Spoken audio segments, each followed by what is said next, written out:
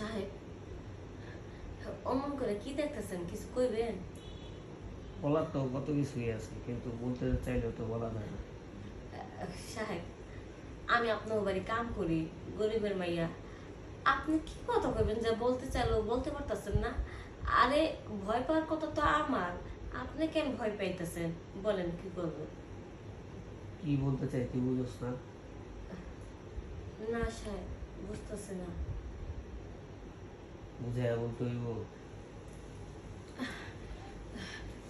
কোন সাহেব, কি কইবেন? তোর না খুব ভালো লাগে বুঝছস।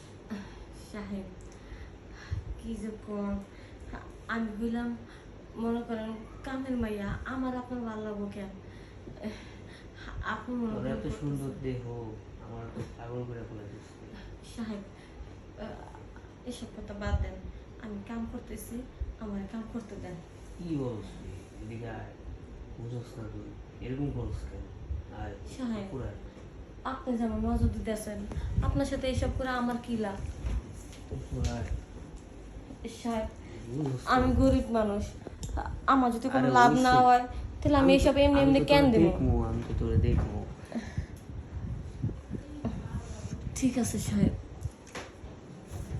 ঠিক আছে সাহেব, আপনি যা বলতেছেন তাই হবে।